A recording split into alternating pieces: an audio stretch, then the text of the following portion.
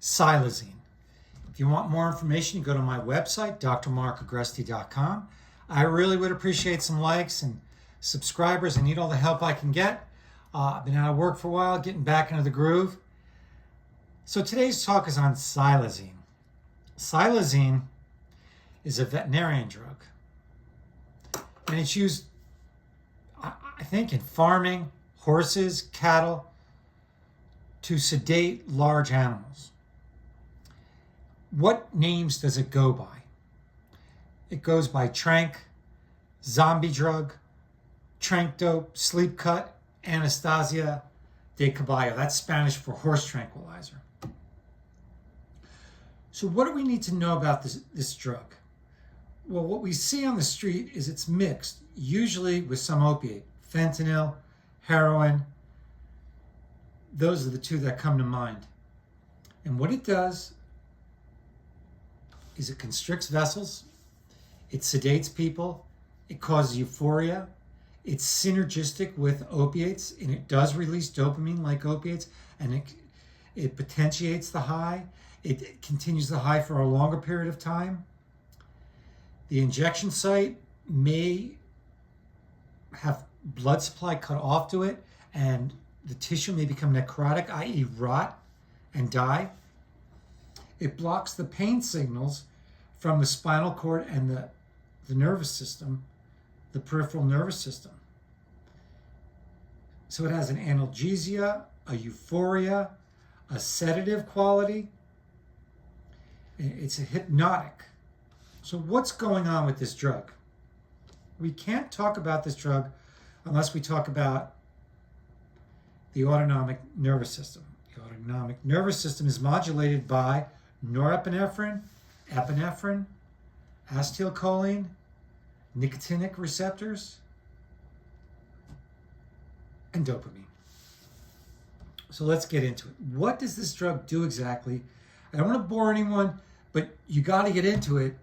And I think the more I get into it, the more you're going to be frightened from this drug.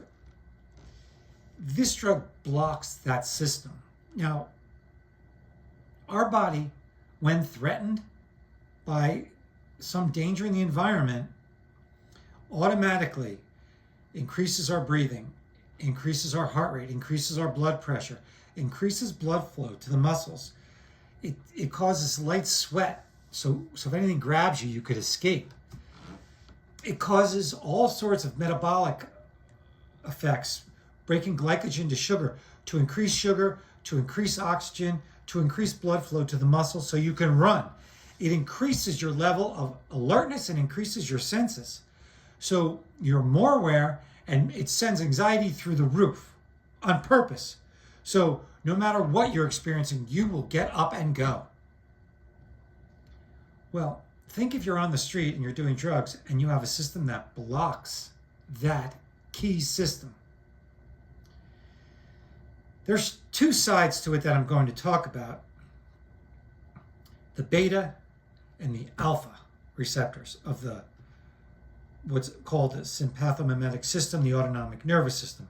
Yes, it has dopamine, acetylcholine, and nicotinic receptors, but just let's put that on the side for now. So instead of your body experiencing danger and reacting appropriately, so to save that individual, this drug blocks those signals. Specifically, it blocks what's called the alpha 2A, 2B, and 2C receptors. You're like, when I say block, that's not the right word. It stimulates them, blocking the release of the neurotransmitters, norepinephrine and epinephrine. So when you actually stimulate the alpha 2A, 2B, and 2C, you are inhibiting the nervous system. You're blocking, you're shutting it down.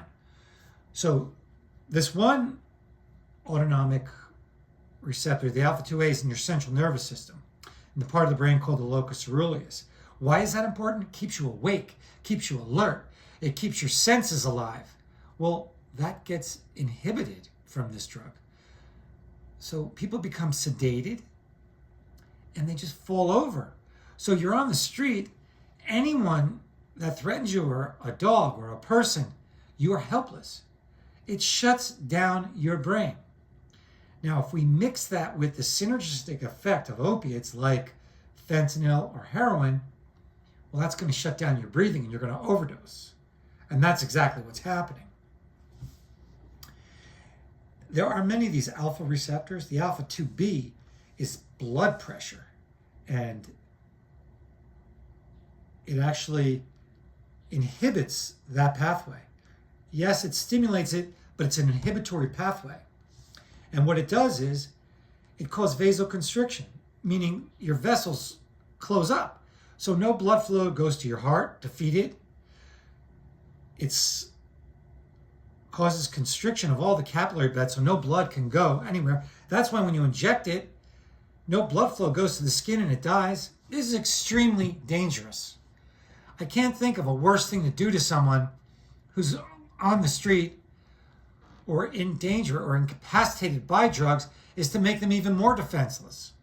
So you're cutting off blood supply to your muscles, your heart.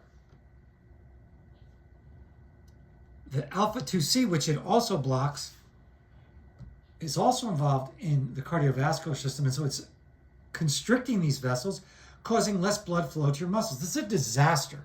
I can't think of a worse thing to do to someone. So with that said, it also causes the blockade of substance P, a pain signaling substance in your spinal cord and the peripheral nociceptors, which are pain stimulators. So it has an analgesia. So the spinal cord and the peripheral nerves don't experience pain.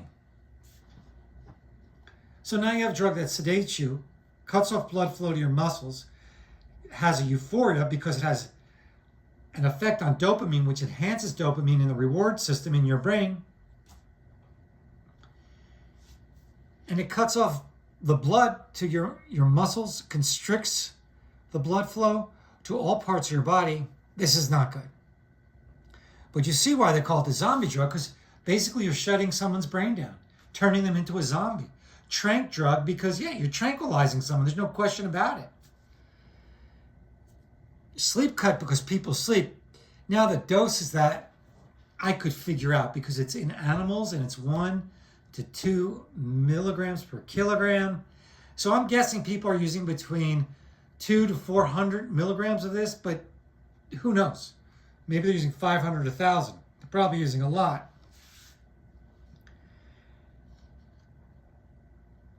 So this drug is extremely problematic on the street because it makes someone defenseless.